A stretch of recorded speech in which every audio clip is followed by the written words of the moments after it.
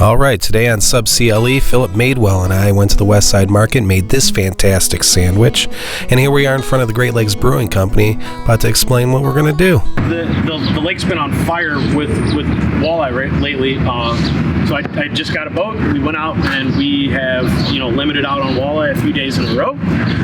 And I brought some over because I want to share. Nice. You asked me to come do the podcast, and I was like, man, I saw you cooking one, and I was like, let's cook something. Right. And I thought about it, like, what could we do we could do as like Cleveland's melting pot of culture, and something that's super Cleveland, which is totally walleye. We have the #1 freshwater fishery in the world. Here we are right in front of Great Lakes Brewery. Yeah, hey, we're gonna go over there for sure later and grab a beer.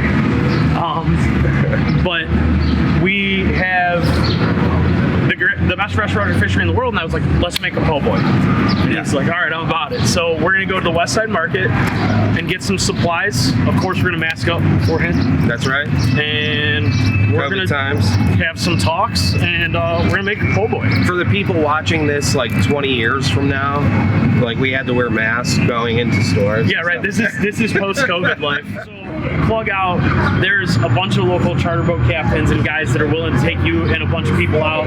Right now you have to be from the same household, but you can pay those guys, you can go out, they'll put you on fish, you can catch walleye, they'll fillet them for you. All you have to do is look up Northeast Ohio charter captains, and those guys will hook it up. There's guys that run right out of Cleveland Harbor.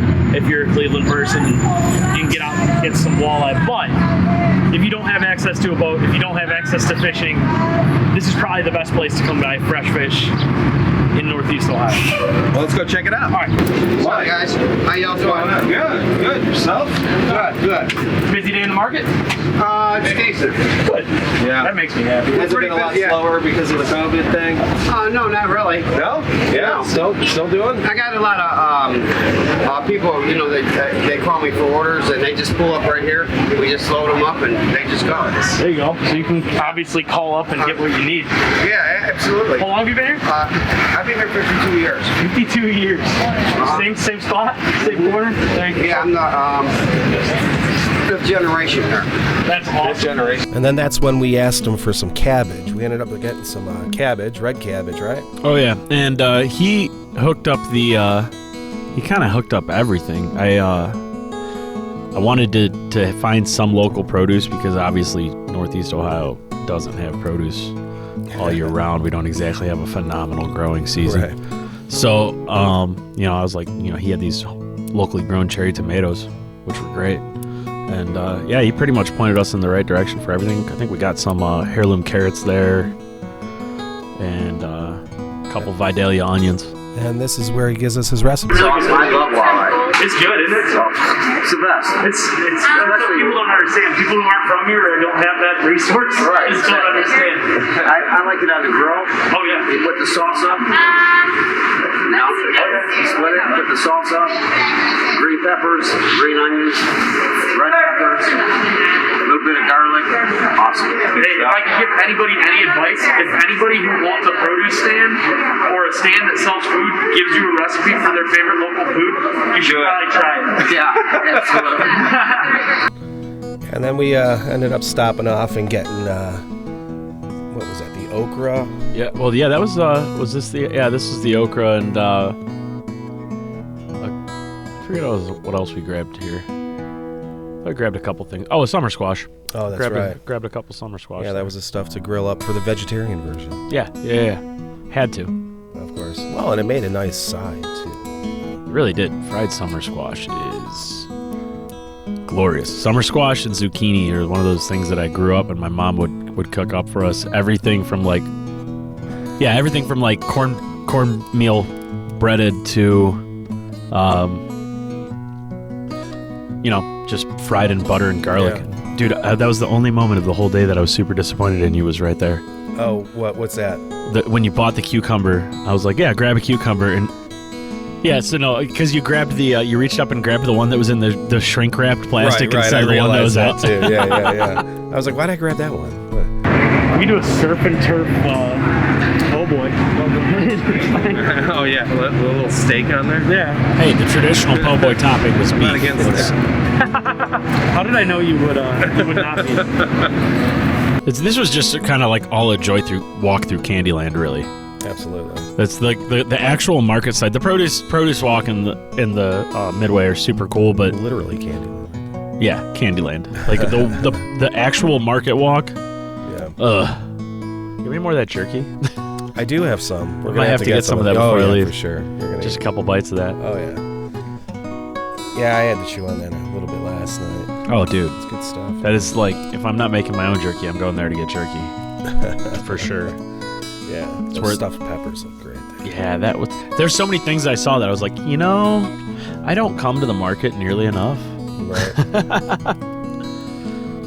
Looking around, I'm like, man, like bread. That's a French baguette. So, the po' boy, when it was made with oysters, was traditionally on a French baguette. Okay. So it was, I forget what they call it. I think they call it an oyster bomb. Okay. But it was literally a French baguette with fried oysters in it. And that's it. So we're gonna do a baguette? The French baguette, that's the first choice. Like, that's the first thing I've seen that like relates to po' boy. But we're totally gonna walk 100%. I bought some from the stand. Oh, there you go. Nice. Thank you for keeping it alive Yeah. and providing us delicious bread to make delicious Cleveland food. So Cleveland baked bread, score. That's right. there were oyster loaves. Oh right. Is what it was called. It wasn't. It was an Oh, that's what oyster it was. loaf. So yeah, check out Beer at the Bakery. 70 years strong. Thank you. You guys have a great day. You too. Enjoy. Had to. Well, this is where I believe we ended up looking at that jerky and had to get it. I think. Oh yeah. What was the name of that stand? Chuchura. Did you look it up? Chukrai. Chukrai meats. Yes. I think we're gonna have to do the beef jerky. We're gonna have to do the beef jerky, I guess. So I don't know, maybe a half a pound. Is that what I think? Bland. What's your favorite? It's teriyaki. What's I your like the favorite? spicy. You like the spicy barbecue? Let's do that. I think, like I said before, you never go against what the food owner says. It's 99% right. That's Do right. you like a little bit sweet, a little bit spicy? Yeah. Oh, yeah. Okay. Good. Want a couple pieces? I can give you sorry, guys a sample. Do you want to Yeah, I'll try it. Yeah, we'll try it. We're gonna buy I'm it. gonna buy it too. anyway. All right, Gary, is it good? I'll walk. Good job. I didn't feel anything that connects. Wow. Yeah. Yeah. What's a half a pound of that look like? Then you have hot sauce, right? Okay. And here we are at what? Irene Deep? Dever. Dever? Irene Dever. Yep. All right, so we're gonna get some cheese for this po' boy. I have a nice white cheddar. I know it's not fancy, but it'll melt real nice. I think the white cheddar. I think white cheddar would be good. Yeah, I think that's perfect, actually. Yeah. And you know what? I'm gonna need some of those peppers that are stuffed with prosciutto and cheese. Future video. That's a future one. We're not doing it. We're doing a Walleye Po Boy today. So yeah, we're over here at Sean's Meats, Westside Market, and We got it all. yeah, we. So after we gathered all the ingredients from the Westside Market to make that po' boy, we stopped across the street over at Great Lakes Brewing Company. We went over into that park, played some songs, played a song over in Great Lakes Brewing Company, and most of all had some beers. This is what we had. I'm having an IPA. You have what? Holy Moses. Holy Moses. So this is our pre-beer, pre-what? Free po' boy beer. Pre-po' boy beer. There Which you I'm go. sure there will be So- beer with po' boy. So just saying. Yeah. You can't po' boy without beer. So what do we got here? This is This a is, Cleveland guitar, right? Yeah, so this is Dead Tree Guitars, made by Robbie Freilich. He's this really incredible luthier out of Lyndhurst, Ohio, which is still technically Cleveland.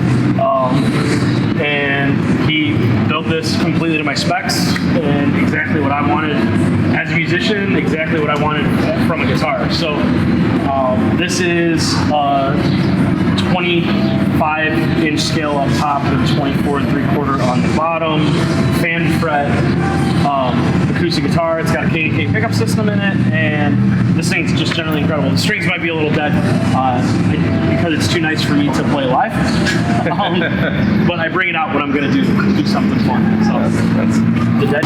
Yeah, man, it's sick. Oh, wait. Right now. All right, good. Go.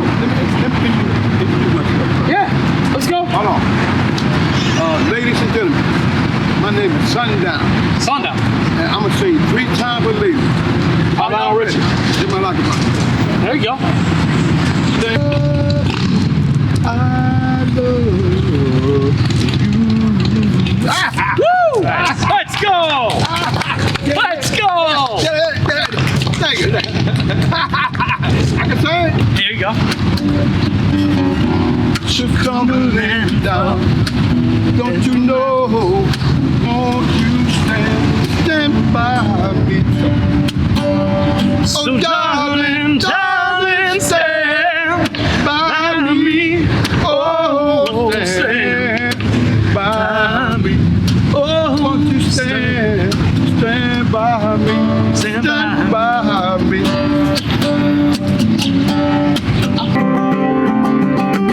Northeast Ohio, suns are falling,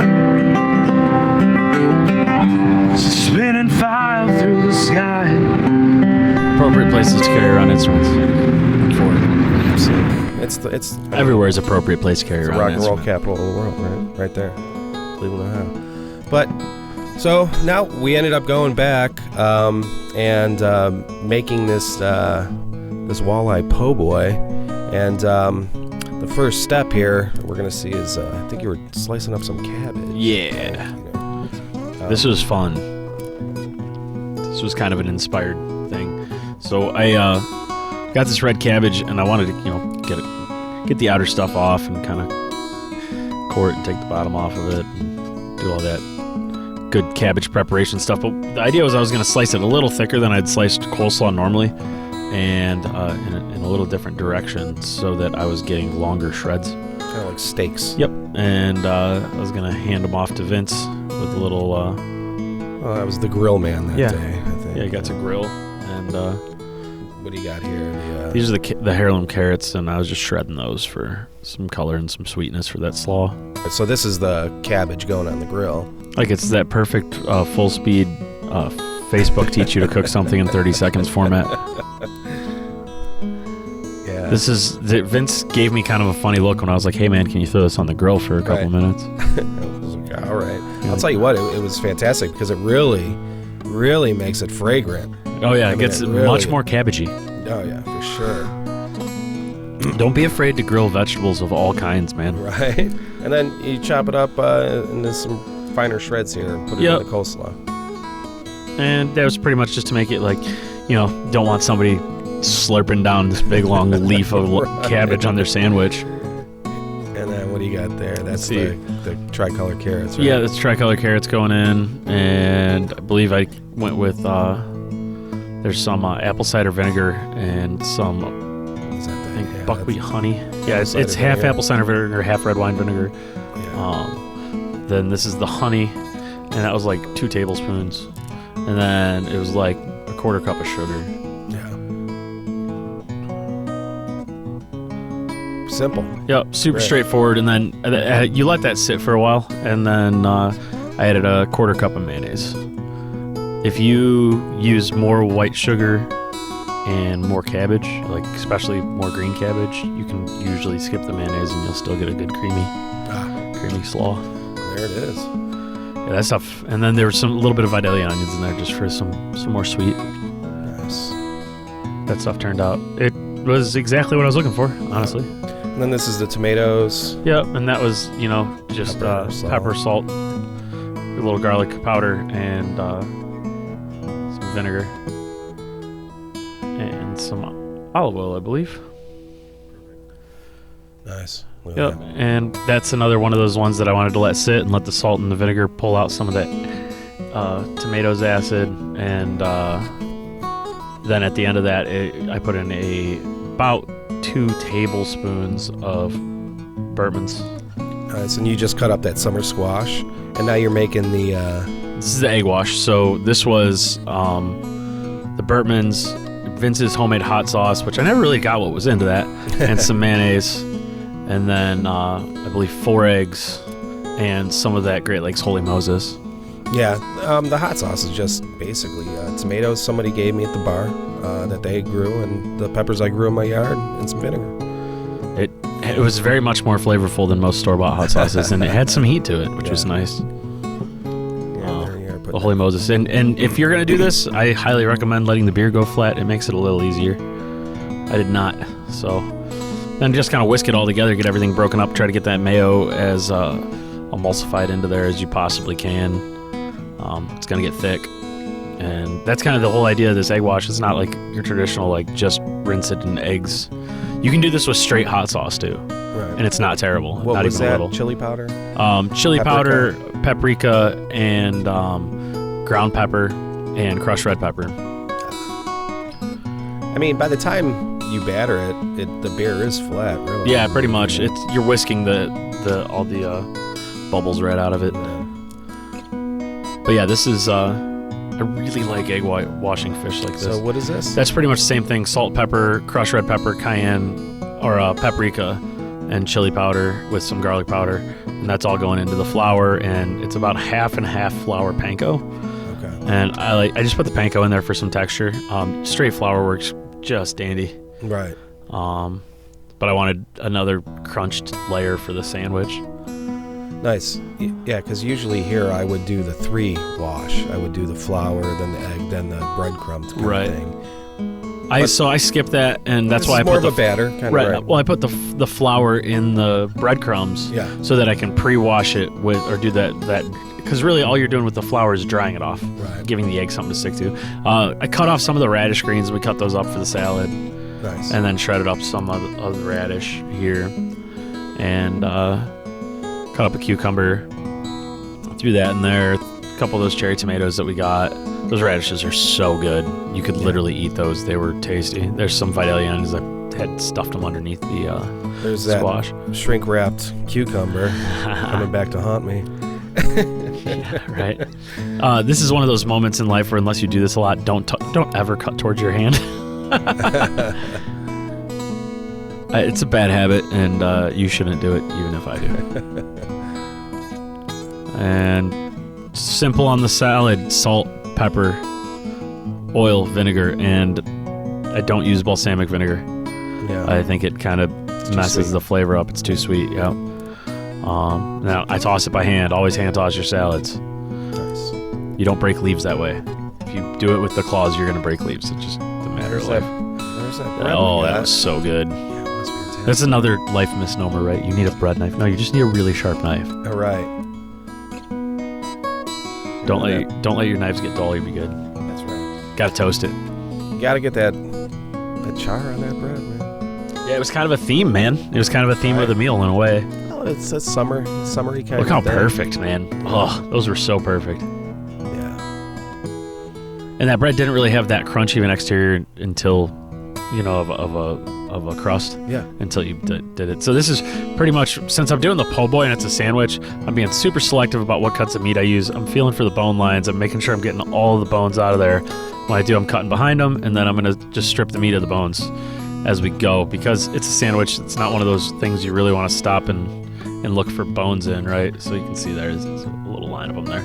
And the dark red meat is a little bit gamier and fishier, so we get rid of that, and it just has more of that white, sweet, flaky walleye goodness. And then you had those cheeks, too. Yeah, the cheeks are the bomb.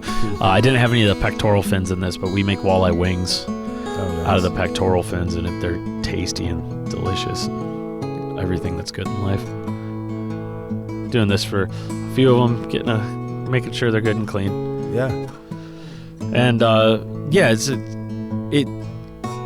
kind of explaining here that it's important to make sure that the fish is super dry, and that's really what the flour step is in your 3-step wash, right? So the flour's, you're saying you're giving the batter something to stick to, or the egg something to stick to, but really what it's doing is drying the fish off. Right. So it dries the fish off so that the egg doesn't slide off once it gets the breadcrumbs on there. Gotcha. Yeah, because you just go back and forth. Yep. Go right in, and this actually works out in a kind of interesting thing. For me, this, the 3-step way is the traditional way to do this. This is just me saving pans. Yeah. And it works just as well. I was going to say, it worked out perfectly. They came out perfectly. And the coolest thing is since you have these all done. And when we first put them in, the oil was a little too wasn't quite ready. So the first 2 didn't turn out as perfectly as I would have liked. But when you're done with this, since it's got flour in it, you can take that and you can mix your egg mixture right in there. Yeah. And it makes a really good batter for the vegetables. Right. And you know, I should have gotten more flour out for that. That's the one you kind of want to pre-flour and make sure you're pre-floured on. But they turned out pretty tasty. I don't know. They look pretty good there, man. I mean, not terrible. It's real delicate. Came out all right. Fish, Yeah, huh? super, super delicate fish. Really easy to break it. And you know, I'm just kind of checking. I was like, yeah, this might be too soon. You can start looking for the edges to get golden and crispy when you're not frying in a traditional deep fryer. Frying a traditional deep fryer, all that goes away. And here's the vegetarian version. Yes. Of it, right? Some okra, and then you have that cut up squash. That's just that's that stuff marinating that you say that's getting good right now. Yeah. Just hanging out, chilling, coalescing. And then, so you're pouring the batter into, so this is where you're going to do the vegetables. Yeah, I'm just making a batter at this one. And this was fun. So like I just mixed them together and make a batter for the vegetables. Got a little more flour, so you toss the vegetables in flour, salt, pepper, garlic, and make sure they were good and coated, and then just kind of scent it. If you do them individually, it turns out better, but you know, why not? So no, I think they came out perfect. Yeah, they were pretty tasty. Yeah. The okra though was the giant stringy variety, and had I known what it was, I probably would have sliced it into little cubes. Yeah, the little slices because they're a little easier to deal with, but it was still super good. There it is.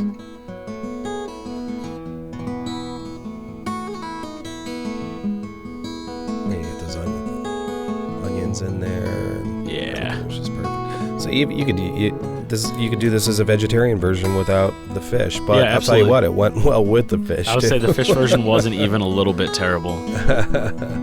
And then there it is getting plated. What are you doing here? So yeah, we're gonna. I always say slop on the bottom because the bread kind of soaks it up, and that means you get all that flavor, right? So you put this. I put the sloppiest stuff on the bottom, and the second sloppiest stuff on the top because it kind of covers everything. So throw a couple pieces of fish on there, a couple pieces of that delicious, really thinly sliced cheese, and then some of our Dijon tomatoes. Kind of salata stuff, and that stuff was really good. And then kind of capped it off and just had Vince kind of send it. Put a couple pieces of fried, there's a salad on there, and it's great. It's perfect. Look at that. Those onions. Yeah, it's a pretty solid summer meal, really. It's got everything you need. Yeah, and it's so good, I think I'm going to have to take a bite right now. Oh, we did the epic slow-mo ASMR for this, huh?